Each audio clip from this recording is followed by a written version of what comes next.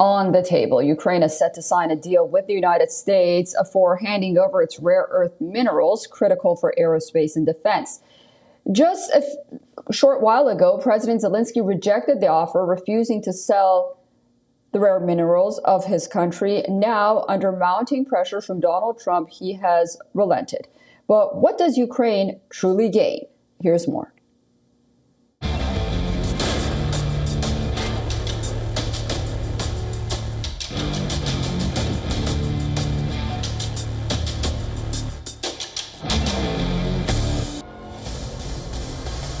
Ukraine is under intense attack.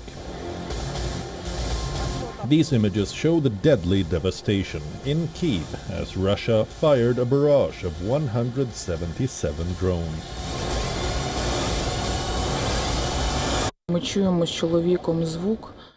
We heard a sound fitting for a Shahid drone. It got closer, closer, closer. I started screaming, "Children, to the corridor, now!" They ran out and there was an explosion. Something started falling from the exterior of the house. I thought that our house was hit. Husband said, "No, it is the house across the street. It is on fire."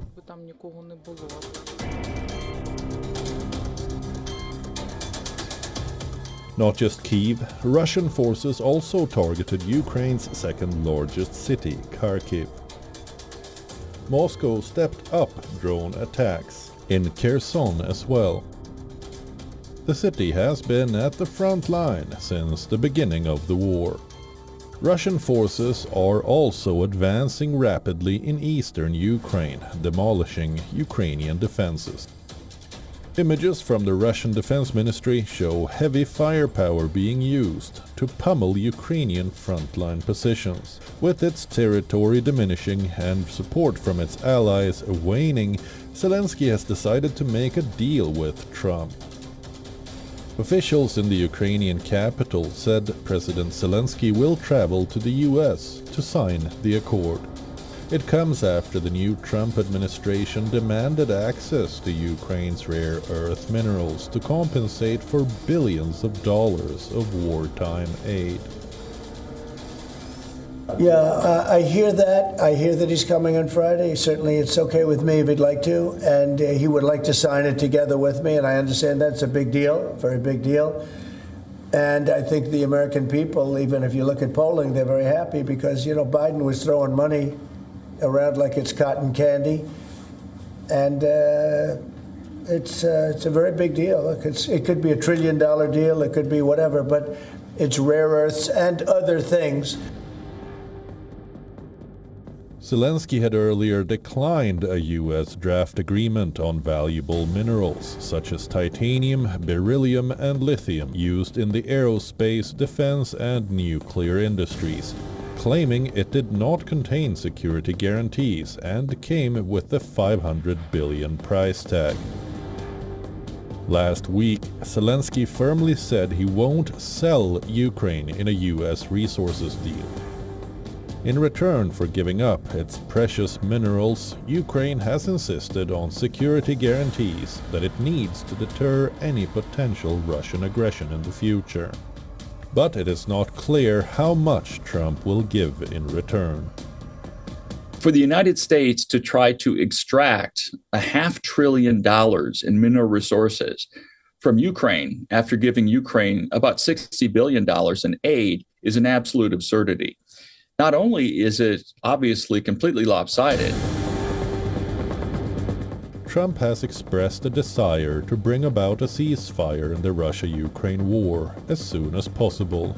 His rapid moves to repair relations with Moscow have raised fears in Kyiv and among its European allies that they could be sidelined. Bureau Report, WION World is One.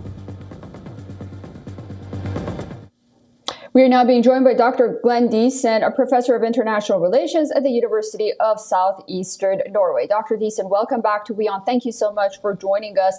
There's a lot of talk about how the United States is exerting these rare minerals if this deal goes through. However, some reports indicate that this is going to go into a shared account and Ukraine is also going to benefit. Can you talk about some of the details, at least, on what we know so far? Well, the deal has shifted a bit. Initially, they wanted this resource to be transferred completely to the United States. Meanwhile, the Ukrainians wanted very firm security guarantees in return. And it appears that we've landed somewhere, well, I wouldn't say in the middle, because it seems as if the U.S. will avoid giving any firm security guarantees. But it also now goes into this shared fund. But again, this will be under U.S. control. So it's a way for, well, it's good for the United States because, of course, they get to extract resources from Ukraine. They get to sell some weaponry to keep their military-industrial complex alive without having to really give anything back. I think for the Ukrainians, the logic is that the U.S., if they want the resources, they have to be committed to preserving Ukraine because where most of these resources, the rare earth metals, are concentrated are overwhelmingly in the east, in the Donbas region. So this is also important for Ukraine to be able to create some common interest with the U.S. in terms of well, not just defeating Russia, but also restoring its territory. And I would just add also that it's quite important for Zelensky that he's the one who comes to Washington to sign this deal. Because if Trump, well, over the past few days, Trump has made a lot of comments which suggest that Zelensky is not a legitimate leader.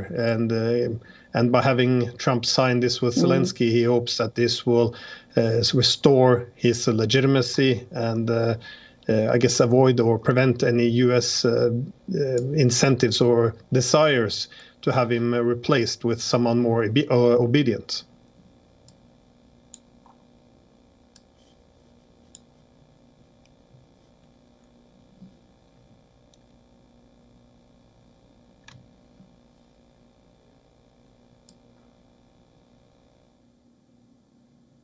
Dr. Deason, how will the rare minerals deal impact Ukraine's national security and its relationship with Russia?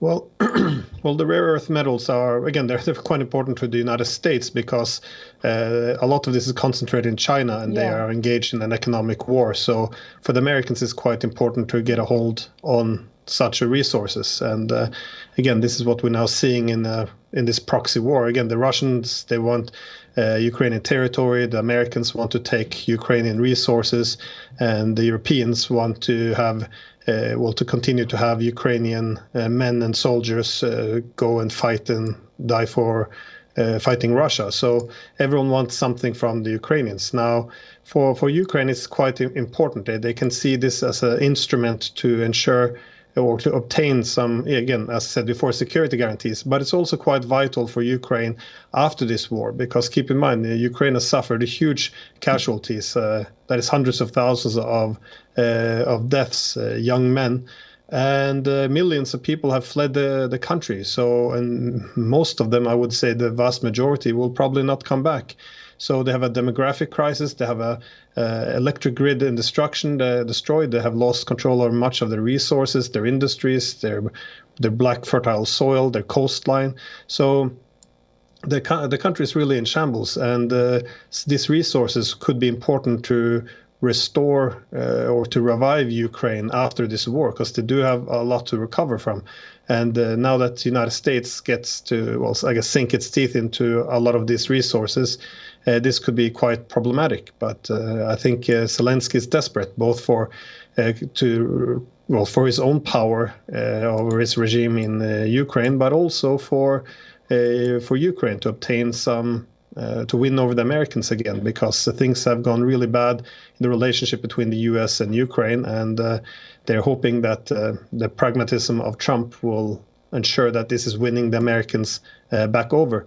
But it has to be said that Russia has, to some extent, countered this. They have also floated the idea now of energy cooperation with the Americans. And in all fairness, a lot of the resources which the Ukrainians are promising away are under Russian control. This is now disputed territory, as the Russians are also claiming it.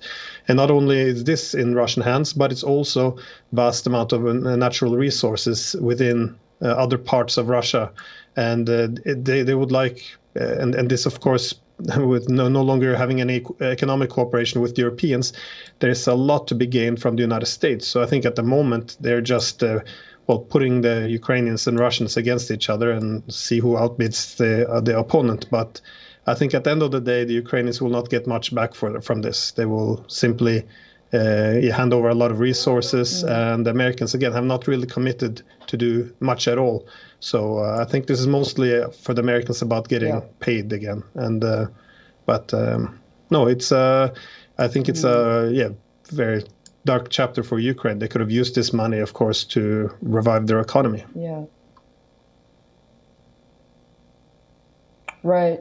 It's hard to imagine what Ukraine's other options are at this point, but very, very dark indeed. Thank you so much, Dr. Deason, for joining us on WION. I look forward to speaking to you again.